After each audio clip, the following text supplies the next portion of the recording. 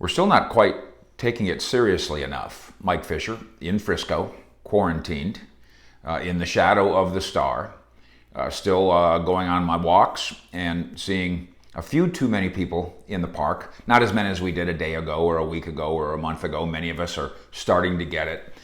But then I look at social media and I see us still arguing about the seriousness of COVID-19. And I'm disturbed and I'm dismayed, and I'm afraid that your ignorance and your arrogance is going to kill me.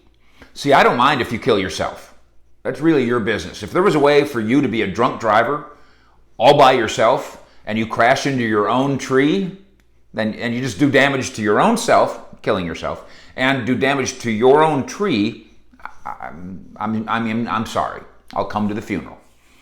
But this form of drunk driving means you might crash into me, or my son, or my wife, or my sister. And that's the part that too many of us are not getting. I look at Facebook and I'm seeing us still trying to pretend that this isn't serious. I'm still watching us say, oh, I lost my job, woe is me, the government needs to let me work. No, the government probably needs to make you stay home. And then we're going to all suffer, all of us, me and you, we're going to suffer the economic ramifications of all of this, which is better than dying.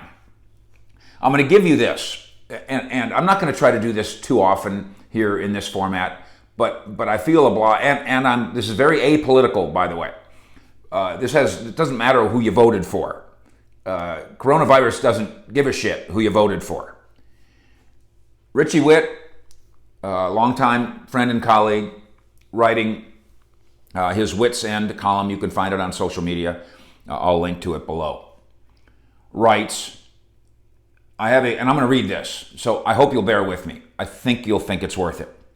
I have a longtime friend who for 5+ years has been a respiratory therapist and adult critical care trauma specialist at Dallas's UT Southwestern Clements University Medical Center near Parkland Hospital.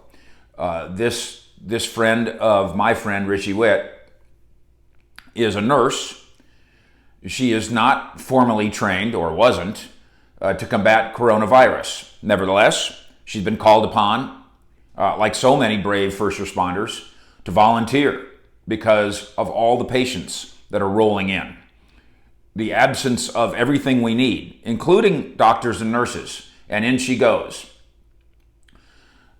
Adding to her stress, her daughter was in nursing school at Texas Women's University in Denton, and now she's on the COVID-19 response team in ICU at Baylor Scott & White in McKinney without the proper amount of training.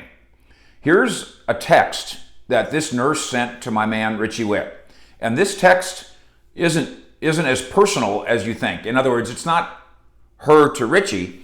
This is really an open letter to all of us. Here's the raw, unedited version. I went to the COVID-19 unit to train yesterday. I felt nervous. The ICU where I've worked for 5 years now looks completely foreign to me. I just happened to walk into the unit as a 35-year-old woman was crashing. She cannot breathe. Her heart rate is 150 plus. Her respiratory rate is 35 plus a minute. On 100% oxygen, her saturation is south of 70%, and the oxygen in her arteries is well below the critical range. I couldn't help because I'm not yet properly trained. So I sat back and I watched, and they emergently intubated a 35-year-old woman. She isn't positive yet, this nurse says, but we have to treat all of them like they are. Everyone is scared and hyper-focused.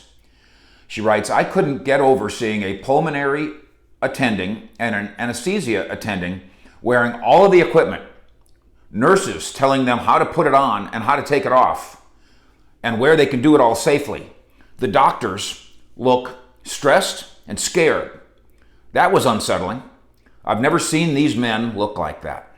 They have no idea what this is. They have no idea how to slow it down. I read notes, she writes, from the infectious disease fellow, and they have no proven treatment that can stop this. The stuff that I've read and heard on the news, It's not the truth. What I do know, I'll be reusing disposable equipment that's being shared between different healthcare providers.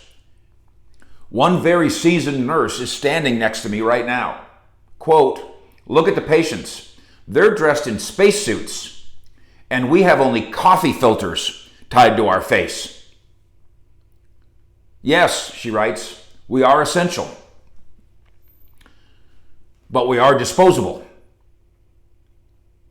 I then walked to each room and read all the notes written on the glass doors. I study each ventilator setup, the setting for each patient, fascinated with all the IV pumps and what meds are being pumped into each patient from a distance. This is while making sure that I'm walking inside the tape on the floor, the glorious 6 feet that saves us. I'm wearing the approved PPE while in the negative pressure unit.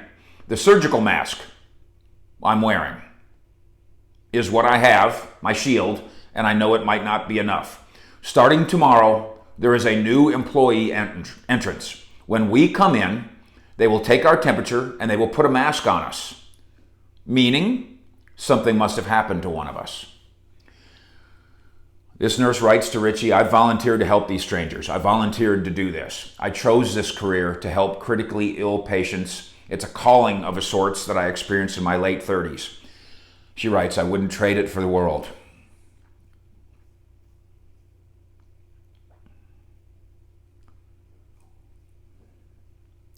We are essential, but disposable, she writes.